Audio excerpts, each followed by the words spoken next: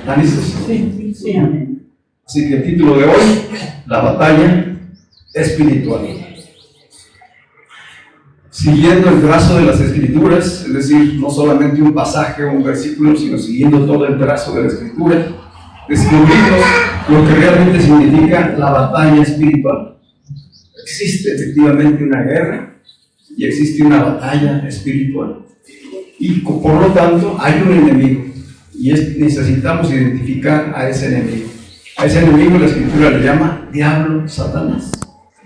Así como las esferas, necesitamos conocer quién es él, así como las esferas o los niveles en que opera y cuáles son sus estrategias.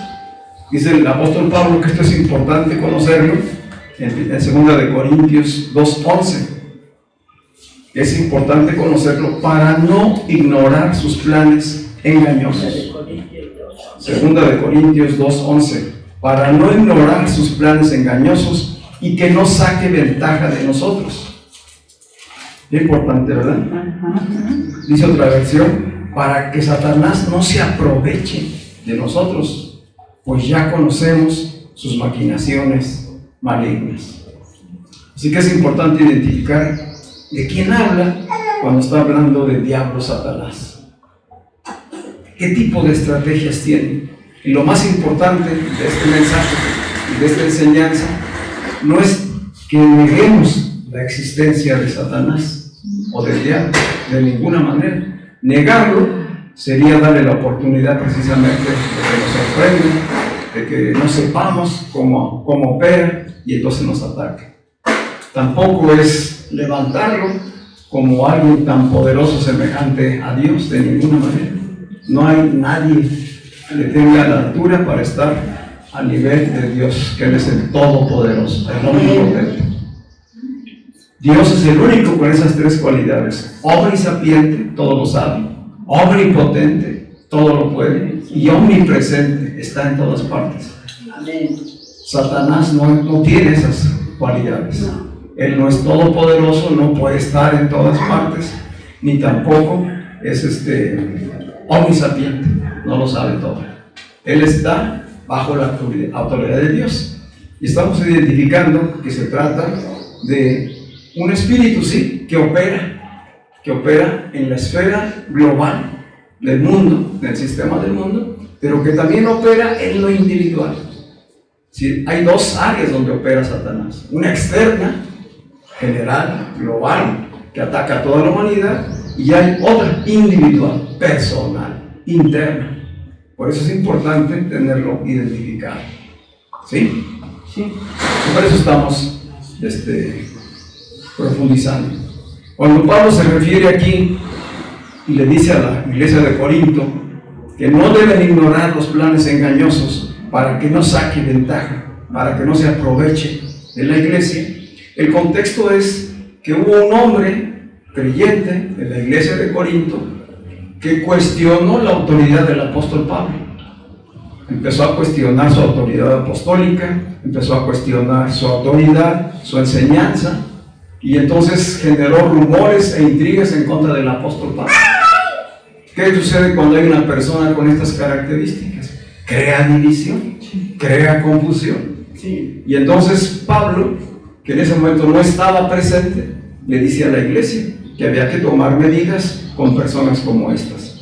Y la iglesia, entendiendo la instrucción que da el apóstol Pablo, castigó, disciplinó a este hombre y lo dejó fuera de la congregación por un buen tiempo. En este momento ya Pablo les escribe y les dice: bueno, es verdad que este hombre necesitaba ser disciplinado, necesitaba ser corregido, pero por lo que entendemos en el escrito, que decir que este hombre se arrepintió, que reconsideró su actitud y que finalmente aceptó la autoridad apostólica de Pablo. Entonces Pablo dice: yo ya lo perdoné, ustedes también perdónenme y reconcilien. Porque si no perdonamos, aquí viene la clave. Porque si no perdonamos, le damos la oportunidad a Satanás de que opere malignamente, de que nos divida, de que nos señale, de que nos intrigue. Entonces, yo ya perdoné, ustedes también, perdonen. Y aquí está la primera enseñanza para nosotros. ¿Cómo opera el adversario en nuestras vidas? Pues te genera emociones, envidias, odios, resentimientos, para que los creyentes sean engañados en estas artimañas y estén divididos en conflictos. ¿Sí? Esta es una estrategia. Divide, dicen, en los ejércitos divide y vencerás. Entonces esa es una manera. Qué importante para los hijos de Dios no caer en estas trampas, en el matrimonio, en la relación con los hijos, en el trabajo. Si no tenemos por qué estarnos enfrentando y darle oportunidad a este espíritu. ¿Cuál es el espíritu? No es un ángel maligno. El espíritu es el espíritu de división, de intriga, que está en las personas, que controla a las personas por medio de pensamientos y de emociones. Ahí está la batalla. Y si las personas no comprenden, no entienden esto, pues están siempre peleadas, están siempre divididas, están dándole cabida al odio, al resentimiento, y viven amargados. Esas condiciones de vivir así es un infierno en la vida. No necesitas morirte para irte al infierno. Aquí lo están viviendo muchas personas porque no saben cómo opera y le han dado oportunidad de que estén divididas, amargadas, llenas de resentimiento. Es un ejemplo. ¿Está claro? Sí. Así que vamos pues a la realidad de la gran batalla. Es real. Existe la batalla espiritual en nuestras vidas y en el sistema del mundo. Es una lucha constante. Yo estoy hablando, tú estás dándote cuenta en qué áreas estás batallando. Es una lucha constante de todo hijo de Dios al estar en medio del conflicto de dos naturalezas. La guerra, la batalla espiritual tiene que ver con el conflicto, el enfrentamiento entre dos naturalezas. La naturaleza del pecado, heredada de Adán, que opera en nuestra carne, y la naturaleza del Espíritu que hoy tenemos por parte de Dios. A través de Cristo hemos adquirido una nueva naturaleza, hemos nacido de nuevo, pero aún estamos en estos cuerpos de carne y hueso.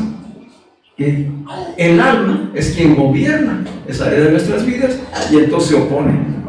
La carne se opone contra el Espíritu. ¿Vamos bien ahí? Sí. Ese es el conflicto. El Espíritu contra la carne, dice el apóstol Pablo. No se trata pues de una batalla física, sino espiritual, donde hay voces, como decía hace rato, hay influencias malignas, hay emociones, hay pensamientos que buscan apartar al creyente de Dios.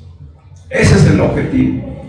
El objetivo es separarte de las personas, ¿sí? En la iglesia, en la familia, en el trabajo, en la sociedad, ¿sí? El objetivo es separarte, porque eso te mantendrá separado de Dios, para que el propósito eterno de Dios no se cumpla. Ese es el espíritu que está operando. Dice el apóstol Pablo en la carta a los Romanos, capítulo 7, versículo 21 al 24, Romanos 7, 21, 24. Lo leo, dice así pues, Pablo identificó esta lucha. Recordemos quién era Pablo. Pablo era un judío, fariseo de fariseos. Después fue un perseguidor de la iglesia. A la hora que él se convierte por la gracia de Cristo, que Cristo viene a habitar en él descubrió que efectivamente en él había una batalla. Es decir, lo que estamos leyendo, estudiando, es de la propia experiencia y testimonio y revelación del apóstol Pablo. Sí. Él dice, así pues, queriendo yo hacer lo bueno, ¿quién quería hacer lo bueno? Pablo. Hallo esta ley, el mal está en mí. ¿Tú qué dices? ¿Dónde está el mal? En mí. Pero es donde menos lo identificamos. Es donde menos lo aceptamos. Donde menos lo reconocemos. Pues ahí empieza la revisión. Dice Pablo, el mal está en mí, porque según el hombre interior me deleito en la ley de Dios. Versículo 23, pero veo otra ley en mis miembros, que combaten, ¿qué es eso? Una batalla. Veo otra ley que combate contra la ley de mi mente. Pongan atención a esto. ¿Dónde está la batalla? Dice, hay una ley en mis miembros que combate contra la ley de mi mente. Aquí está el conflicto. Y me encadena a la ley del pecado que está en mis miembros. Miserable de mí, ¿quién me libertará de este cuerpo de muerte? Y yo creo que esta es la pregunta que nos hicimos, o a lo mejor todavía hoy nos hacemos. ¿Quién me libertará de este cuerpo de muerte? De mí mismo. Más adelante dice, gracias doy a Dios por Jesucristo, porque Él me ha hecho libre. ¿Sí? Entonces, ¿hacia dónde va la reflexión, la enseñanza, la revelación? A hacernos libres, a identificar dónde está la batalla, a identificar cómo opera, para que no seamos ignorantes y el enemigo se aproveche de nosotros y podamos ganar la batalla. ¿Amén? Así que es una guerra, pues, entre la luz y las tinieblas. La luz contra las tinieblas. La vida de Dios contra la muerte espiritual.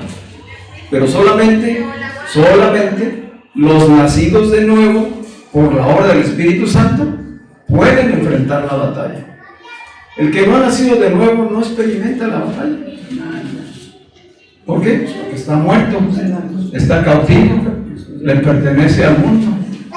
Ahí no hay combate, ahí no hay pelea. ¿Dónde está el combate? Entre los que han nacido de nuevo y que ahora tienen la naturaleza de Dios en Cristo y enfrentan a la naturaleza del pecado que aún permanece en cada uno de ellos. Entonces, ¿para quién es la enseñanza? Para los hijos de Dios. Y para que aquellos que aún no han llegado nazcan de nuevo y vengan al conocimiento de la verdad y sean libres también en Cristo. Los hijos de Dios, pues, habremos de estar capacitados y equipados para vencer la batalla espiritual. En Cristo estamos equipados, capacitados para vencer la batalla espiritual. ¿Por qué no hay tantos cristianos victoriosos? Por la confusión que nos ha creado la religión, por el velo. Muchos oyen la palabra guerra espiritual, a lo mejor empiezan a tener, ay, no quiero tener nada que ver con los demonios, ¿verdad? Yo no quiero participar de reuniones de guerra espiritual. O exorcismos, ay, no, a mí ni siquiera me hablen de eso, ¿verdad?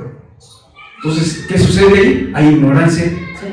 Y si hay ignorancia, entonces hay cautividad. Dijo Dios, mi pueblo se perdió por ignorante. ¿A quién se refería? A Israel. Pero hoy a la iglesia le está pasando lo mismo.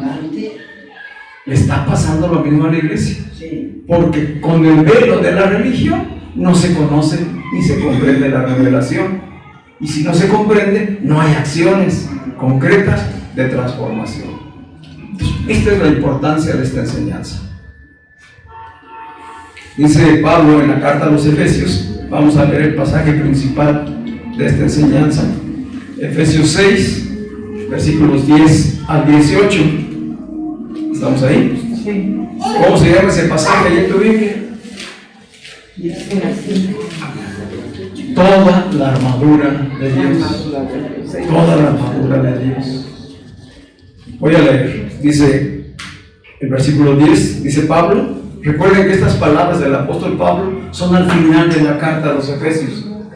Es el escrito final a varias iglesias, a varios congregantes, ya cristianos todos ellos. Después de haber hablado de la salvación, de la gracia, de la fe, comienza él a hablarles de la batalla espiritual. Es decir, todo esto que les he dicho ya en los primeros 5 capítulos son todas las bendiciones que ya tenemos en Cristo. Pero atentos, porque hay una batalla. Hay que dar la batalla en medio de una guerra espiritual. Entonces por eso dice, una palabra final. Y vienen los exhortos. En realidad, esta parte de la Escritura son exhortos que el apóstol Pablo les hace a los creyentes, a los hijos de Dios. El primer exhorto: sean fuertes en el Señor y en su gran poder. Versículo 11: pónganse toda la armadura de Dios. O sea, ¿dónde empezó el exhorto? Sean fuertes. ¿Para qué? Para poder estar firmes. Por eso se van a poner una armadura. Ahora vamos a descubrir qué es esa armadura. Dice, pónganse toda la armadura de Dios para mantenerse firmes. ¿Firmes para qué? Contra todas las estrategias del diablo. Pues no luchamos contra enemigos de carne y hueso, no contra personas, sino contra gobernadores malignos, pensamientos gobernantes, ideas gobernantes en nuestras vidas, que determinan nuestras decisiones y nuestra voluntad. Esos son los gobernantes malignos y autoridades del mundo invisible. Es el espíritu que opera en el mundo. Contra fuerzas poderosas de este mundo tenebroso y contra espíritus malignos de los lugares celestiales. Ya vamos a profundizar en esto. Versículo 13. Por lo tanto, por lo que acabo de decir, dice Pablo, pónganse todas las piezas de la armadura de Dios, no de la armadura humana. Pónganse todas las piezas de la armadura de Dios para poder resistir al enemigo en el día del mal. Así, después de la batalla, todavía seguirán de pie, firmes. ¿De qué está hablando? Una victoria. Después de la batalla ustedes permanecerán firmes. Y dice el versículo 14, defiendan su posición. Siguen siendo los exhortos. Defiendan su posición, ¿cómo? Poniéndose el cinturón de la verdad y la coraza de la justicia. Aquí empieza a describir la armadura. ¿Sí? ¿Cómo dice? Poniéndose el cinturón de la verdad, no el cinturón del soldado romano.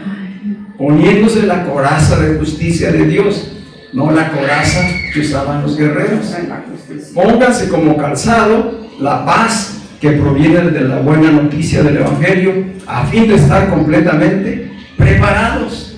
Además de todo eso, levanten el escudo de la fe para detener las flechas encendidas del diablo.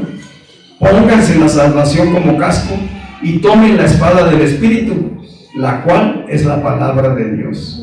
Termina el versículo 18 diciendo, oren en el Espíritu en todo momento y en toda ocasión. Manténganse alerta y sean persistentes en sus oraciones por todos los creyentes en todas partes.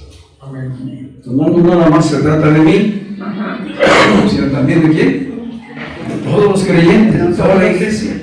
Los que estamos aquí, los que no vinieron, los que están fuera. Oren por todos. Pero ¿cómo dice? Oren en el Espíritu. Esto lo vamos a ver bien.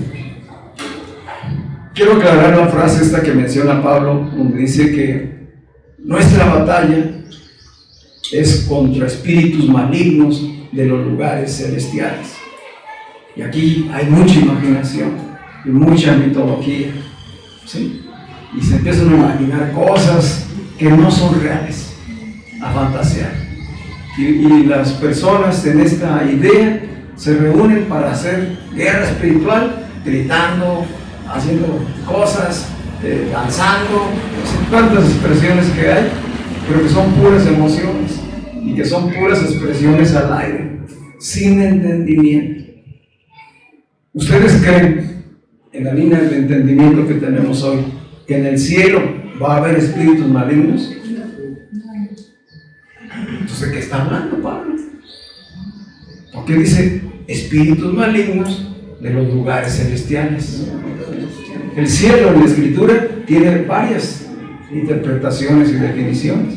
Uno es el cielo físico que vemos al salir de aquí, otro es el cielo como universo, y otro es los cielos como lugares del nivel espiritual, la esfera espiritual.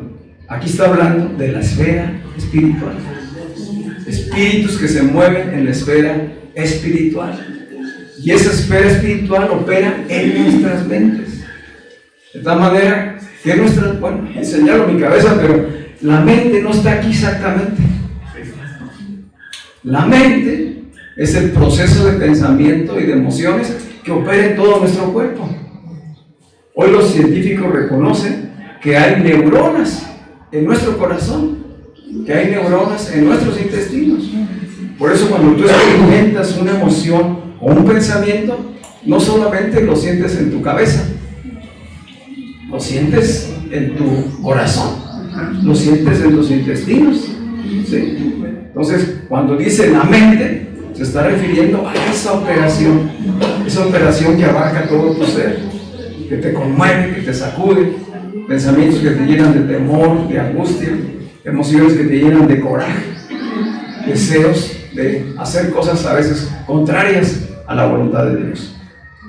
Entonces, esos son los espíritus malignos, ¿sí? Que operan ¿dónde? En los lugares celestiales, ¿sí? ¿Sí? Ideas, pensamientos, emociones que gobiernan el ser y que se oponen a la voluntad de Dios. ¿Estamos? Sí. Váyanos reteniendo, porque esta es parte de la práctica posterior. O sea, ahorita no se trata nada más de información o de conocimiento. Este conocimiento y esta revelación es para que lo pongas en acción en tus circunstancias. ¿Cuándo? Cuando te vengan las preocupaciones, cuando te vengan los sentimientos de angustia, cuando te vengan pensamientos que no te edifican, que no te consuelan, que no te animan, sino que te llevan al temor, a la amargura. Cuando llega la tristeza, la depresión, la ansiedad. ¿Sí? ¿Me estoy explicando? Sí. Allí vas a tener que hacer uso de este conocimiento, de esta revelación. Por eso dice Pablo, para eso se los di a conocer, para que estén alertas, para que estén firmes, para que no se dejen caer, ni engañar, ni vencer. ¿Vamos bien? Sí. Dice Santiago, hablando de cómo opera en las esferas espirituales y específicamente en los cielos que tienen que ver con la mente humana, dice Santiago, capítulo 1, versículos 14 y 15. Dice, la tentación viene de nuestros propios deseos. ¿Qué dice Santiago? La tentación viene de nuestros propios deseos, los cuales nos seducen y nos arrastran. Esto dice el apóstol Santiago. ¿Qué decía Pablo? ¡Ay de mí! ¡Ay de mí! ¿Quién me librará de este cuerpo de muerte? Es decir, los apóstoles hablaron y enseñaron lo mismo. No son cosas distintas. Todos están apuntando al mismo propósito, ¿sí? Instruir a los creyentes, prepararlos, fortalecerlos, para que sean victoriosos en la vida cristiana. Dice Santiago, la tentación viene de nuestros propios deseos, los cuales nos seducen y nos arrastran. De esos deseos nacen los actos pecaminosos, y el pecado, cuando se deja crecer, da a luz la muerte. Y no precisamente quiere decir que se mueran físicamente, sino que están totalmente separados de Dios, alejados de la verdad, sin entendimiento, están cautivos, esclavizados. Por eso es tan importante la lectura bíblica que llevamos. Estamos estudiando el libro de Éxodo. La esclavitud que padeció Israel en Egipto es la misma esclavitud que hoy padece la humanidad en el mundo, en el sistema del mundo. Y así como fue necesario que Dios interviniera para sacar a Israel de la esclavitud, llevando o mandando a Moisés, así nos envía a nosotros a un libertador más poderoso que Moisés. ¿A quién nos mandó? A su propio Hijo, para liberarnos de la esclavitud del pecado y de la muerte, de todas las maneras y formas que tiene el sistema del mundo de oprimir y de matar. Dijo Jesús en Juan 10:10, porque el ladrón, es decir, el sistema del mundo, el sistema del pecado no vino más que a robar, matar y destruir. Pero yo, Cristo, he venido para que tengan vida y la tengan abundantemente. ¿Vamos bien? Sí. Entramos de lleno pues entonces a este campo de la batalla en la guerra espiritual. Vamos profundizando un poquito. El alma es el principal lugar de la batalla. Recordemos que el alma son los pensamientos, son las emociones, es la voluntad del ser humano. Antes de que el hombre fallara en el pecado delante de Dios, quien gobernaba era el Espíritu de Dios. El Espíritu de Dios gobernaba la vida de Adán y de Eva. Estaban bajo la autoridad de Él. Y para mantenerse en ese nivel de vida espiritual, tenían que haberse alimentado del árbol de la vida. ¿Sí? De todo árbol puedes comer, menos de este. ¿Qué eligieron ellos? Comer del árbol del bien y del mal. Y quedaron separados de Dios, espiritualmente muertos. Entonces, ese gobierno que tenía el Espíritu en sus vidas se perdió. Ya no los gobernaba Dios, empezó a gobernar el alma humana. Ese estilo de gobierno es el que le damos en la naturaleza del pecado. El alma humana está contaminada de la naturaleza del pecado. Y por eso lo que dice Santiago, ¿sí? Dice Pablo, yo descubro que el mal está en mí. Y es lo mismo que dice Santiago. La tentación viene por nuestros mismos deseos. El mal que opera en mí es el que se conecta con la tentación y me lleva entonces a acciones pecadoras. Y entonces el pecado que ya dio a luz me lleva a la muerte. ¿Vamos bien? Sí. Así pues que el principal campo de batalla es el alma, el lugar donde la naturaleza humana entra en conflicto consigo mismo. Es en el alma donde entra y comienza el conflicto consigo mismo y contra las influencias externas. Entonces tenemos una batalla que enfrenta dos áreas, una interna, individual, y otra externa y colectiva. En ella, en esta batalla, la mente-corazón juega un papel determinante. Cuando la Escritura se refiere a la mente en la Biblia, no se refiere a la cabeza, se refiere al proceso de pensamiento que gobierna todo nuestro ser humano. ¿Sí? Entonces hay una fórmula mente-corazón, ¿sí? Pensamientos, emociones, voluntad, ¿están dónde? En el alma. Entonces, en la mente-corazón es donde se da la batalla. Aquí juega un papel muy importante porque es aquí donde se originan los pensamientos, las emociones, aquí se toman las decisiones que dan forma a la vida. Aquí se libran las verdaderas batallas espirituales. Pues la gran batalla no es afuera, no es gritando hacia afuera, es identificando hacia adentro. ¿Cuál es la naturaleza que está gobernando mi vida? ¿Está gobernando el espíritu que ya tengo ahora en Cristo?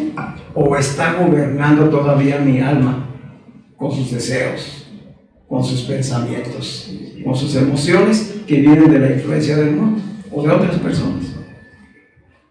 Ahí se originan pues en esta mente, corazón, en el alma, y eso es lo que da forma a nuestra vida. Aquí está la batalla espiritual. Al entrar en conflicto, la mente de Adán, el viejo Adán que está en nosotros, entra en conflicto con la naturaleza. Bueno, la mente de Adán, que es la naturaleza humana, entra en conflicto con la mente de Cristo, que hoy debía gobernarnos. Hoy debía gobernarnos la mente de Cristo, que está ahora en nosotros, en la nueva naturaleza. En el reino de Dios, las obras de la carne no se reprenden. Las obras de la carne se someten, se gobiernan. ¿Sí? ¿Te queda claro? Sí. No es cosa de andar gritando y reprendiendo y haciendo cosas. Eso no va a servir de nada. ¿Qué tienes que hacer? Con entendimiento, con palabra, en Cristo, gobernar. Estamos llamados a gobernar, primeramente en nosotros y luego en las esferas que Dios nos ha concedido. En tu trabajo, en tu matrimonio, etc. ¿Sí? Diferentes maneras en que Dios nos pone para gobernar. Estoy hablando pues de cómo en el proceso de pensamiento, de emoción, es donde sucede la batalla. Dice 2 Corintios 10, es nuevamente el apóstol Pablo, en el capítulo 10 de la segunda carta, versículos 3 y 5. Escuchen esta lectura y van a ver que la van a ver diferente de como la han leído antes, después de lo que han escuchado. Dice Pablo, en el versículo 3, es verdad que aún somos seres humanos, pero no luchamos como seres humanos. ¿Cuántos de nosotros, ya en Cristo, seguimos luchando como seres humanos? Es para reflexión. Dice Pablo, no luchamos como seres humanos.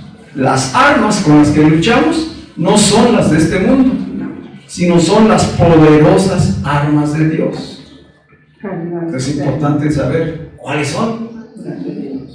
Dice, estas armas de Dios son capaces de destruir fortalezas y de desbaratar argumentos y toda altivez que se levanta contra el conocimiento de Dios y de llevar cautivo todo pensamiento a la obediencia a Cristo. ¿Dónde está la batalla? ¿En qué consiste la batalla? Aquí nos está diciendo Pablo. ¿En qué consiste? En fortalezas que se levantan, en argumentos, en altivez, en contra del conocimiento de Dios. Ese es el fondo del asunto. Todo aquello que se levanta, en pensamientos, en ideas, voces, deseos, influencias que tenemos.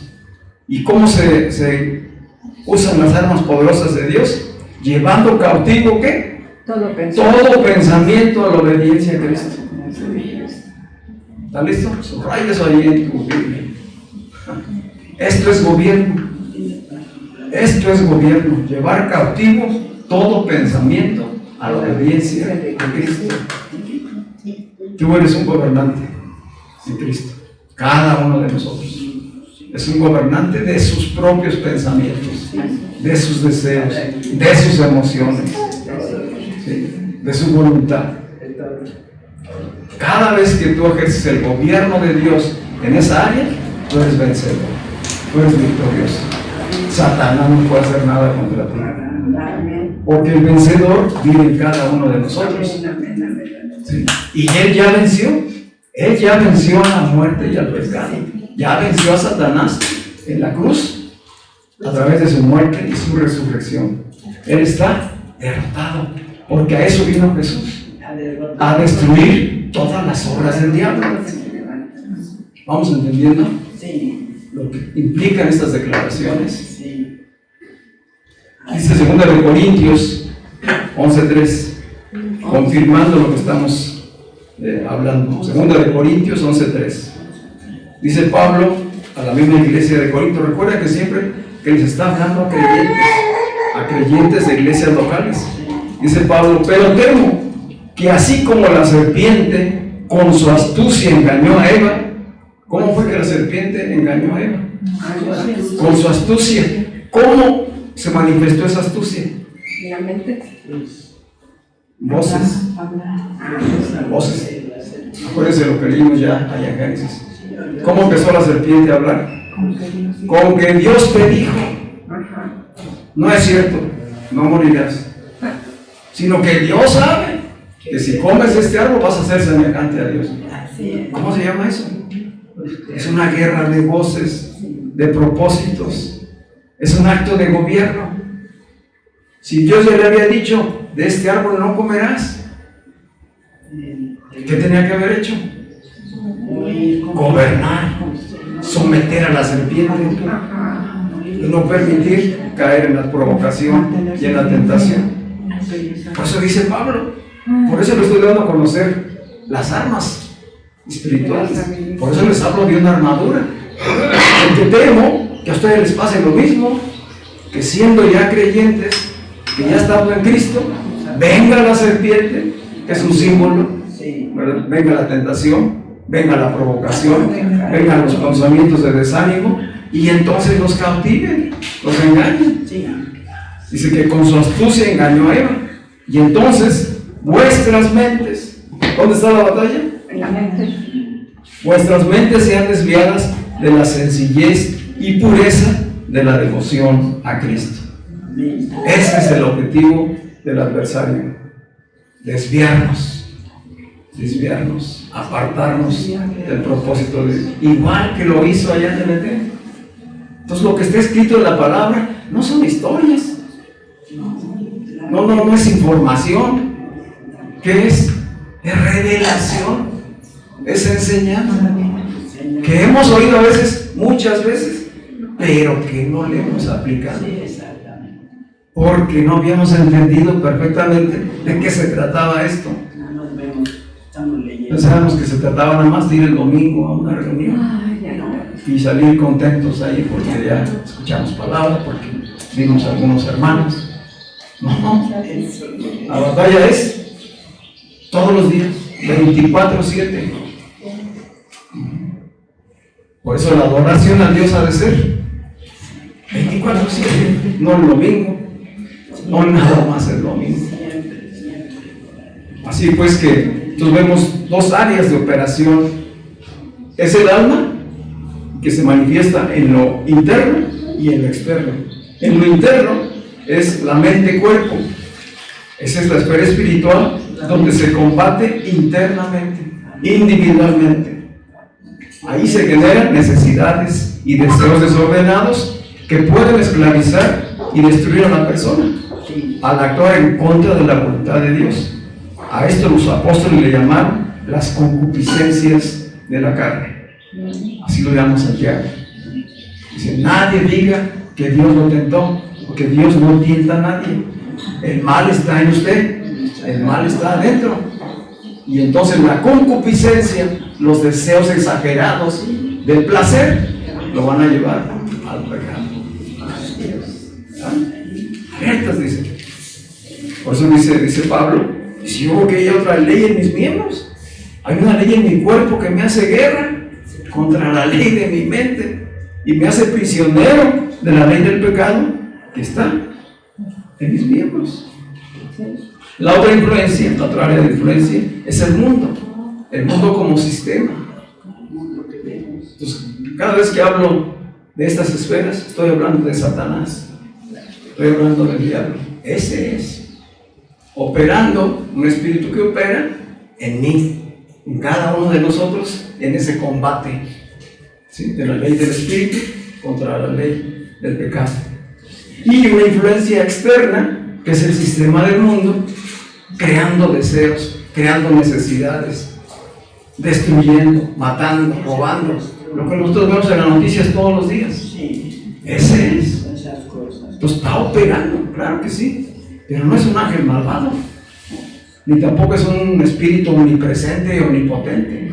No, está operando en los hombres, en las personas, en los gobernantes, en la religión.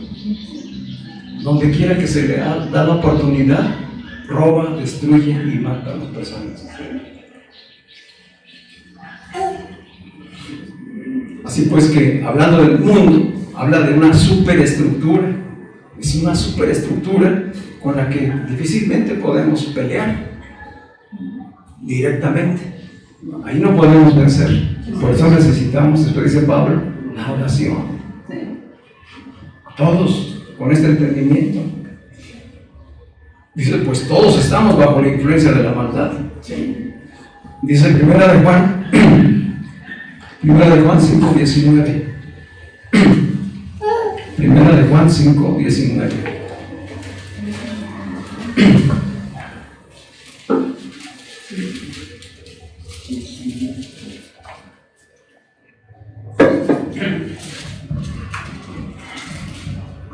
Dice aquí el apóstol Juan.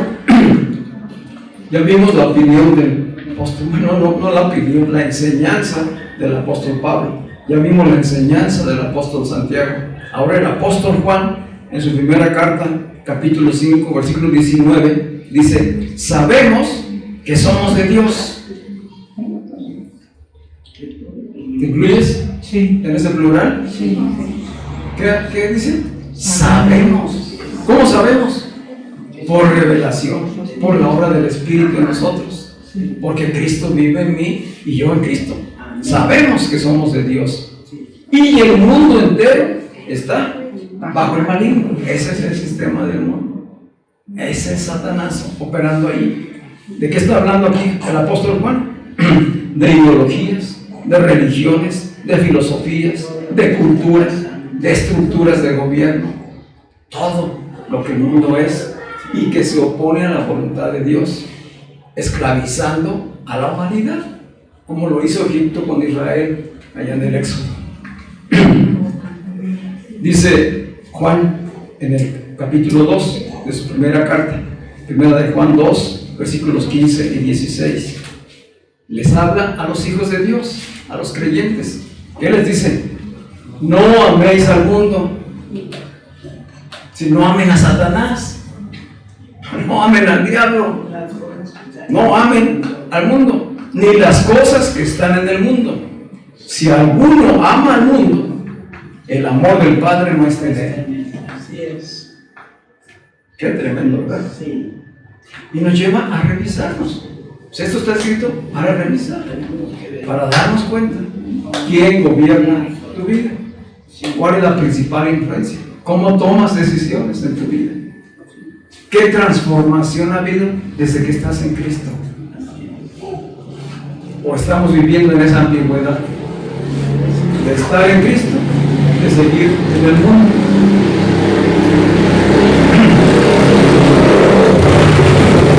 Dice el apóstol Juan, el amor del Padre no está en él. ¿Quién es el amor del Padre? Es Cristo.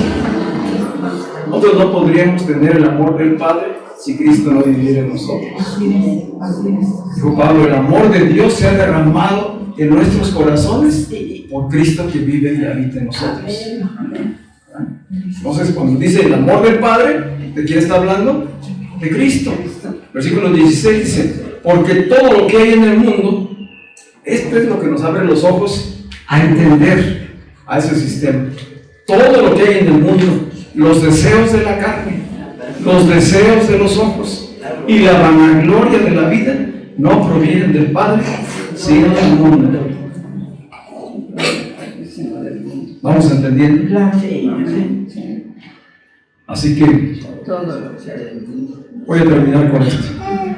Vamos a ver una ilustración que ustedes conocen.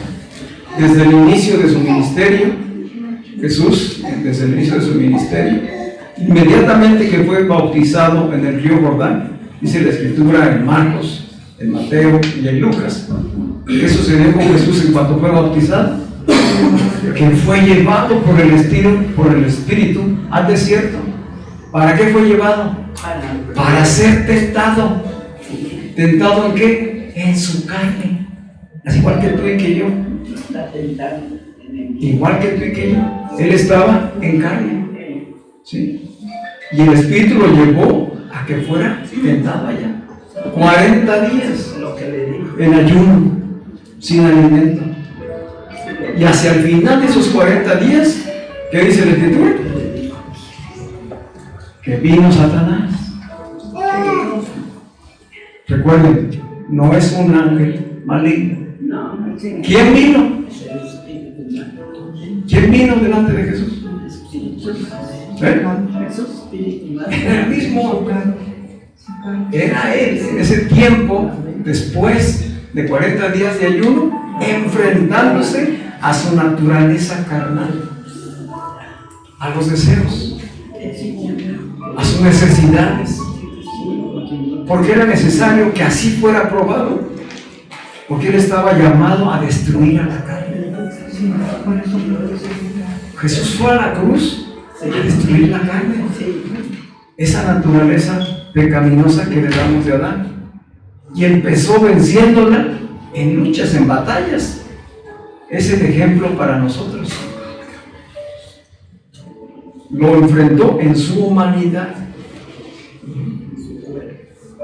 ¿Qué le decía Satanás? Ese espíritu que opera en la carne, ¿qué le decía? Dile a esas piedras que se conviertan en pan. ¿Qué quería? ¿Qué quería ese espíritu que lo estaba tentando? Lo estaba provocando a usar su poder divino Sí, en las circunstancias. Claro, Jesús podría convertir las piedras en pan. Sí. Claro que sí. Si lo pudo multiplicar de unos panes y unos peces para tantas personas, ¿cómo no iba a poder convertir las piedras en pan? Entonces, ¿qué se trataba? De provocarlo a que usara su divinidad y apartarlo del propósito eterno de Dios, que era vencerlo a él, a la carne, al sistema del pecado. ¿Qué le dijo? Si te arrodillas delante de mí, te voy a dar todos los reinos del mundo, porque a mí me han sido dados. ¿Quién se los dio?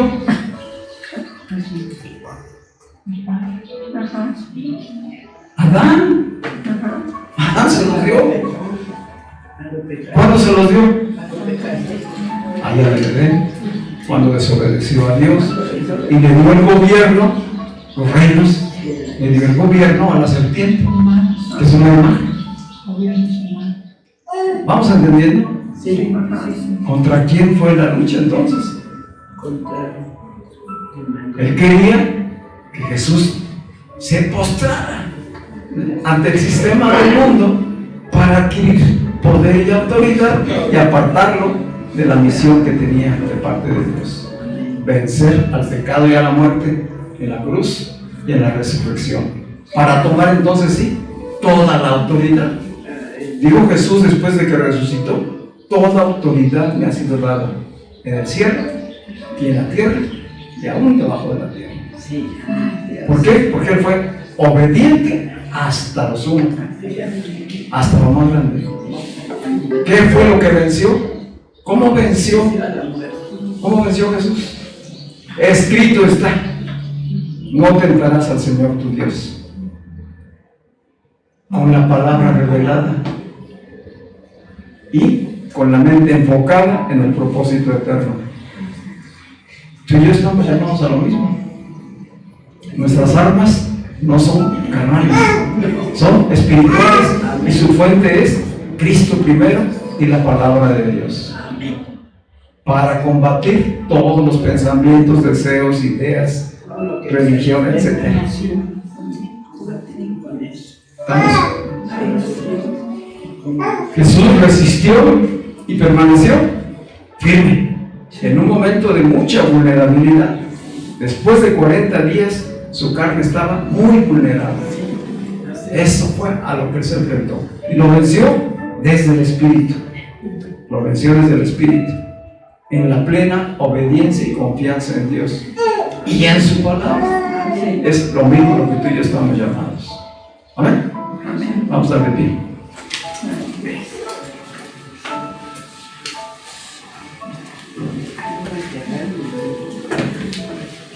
Jesús venció la tentación, usó las Escrituras y reafirmó la obediencia al Padre.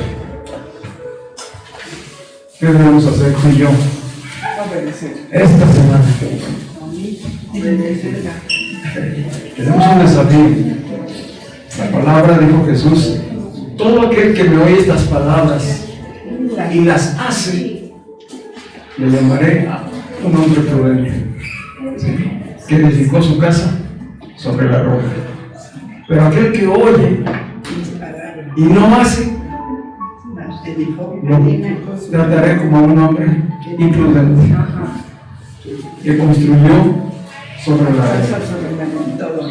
Y entonces vino el desastre y acabó con aquella casa. ¿Nos damos cuenta de que estamos hablando? Es la misma enseñanza. Es la misma enseñanza. Fuertes y firmes en Cristo. Desde pensamientos, emociones, voluntad, gobierno. Estamos capacitados para gobernar. Estamos capacitados. Todo pensamiento que te venga en la semana, todo mensaje que recibas que no edifica, que no fortalece, que no levanta tu vida, ¿qué tienes que hacer? Levantar el escudo de la fe. El escudo de la fe no está ahí para que lo tengas a un lado. Hay que levantarlo contra todos los lados del fuego del maligno. todas esas ideas, todos esos pensamientos, todas esas acciones que vienen contra ti para apartarte de la voluntad de Dios. Allí hay que ejercer gobierno y autoridad espiritual. ¿Estamos listos? Y luego continuaremos en esta línea de mensaje. ¿Amén? Padre, te damos gracias. Gracias por tu palabra revelada y bendecida, Señor. Gracias por tu Espíritu que nos guía a toda verdad, tal como tú lo dijiste, Señor. Que Él nos guiaría a toda la verdad. Él nos enseñaría. Él quitaría el velo de la religiosidad para que pudiéramos ver las cosas que son del Espíritu. Gracias, Señor. Gracias por quitarnos el velo de la religión, de la ignorancia, y revelarnos tu palabra, Señor. Tu palabra que es espíritu y que es vida, Señor. Padre, que hoy, por el poder de tu palabra, Señor, se ha renovado nuestro entendimiento, Señor. Que todo nuestro ser, espíritu, alma y cuerpo, sea llevado en obediencia a ti, Señor, gobernado por el Espíritu que mora en nosotros.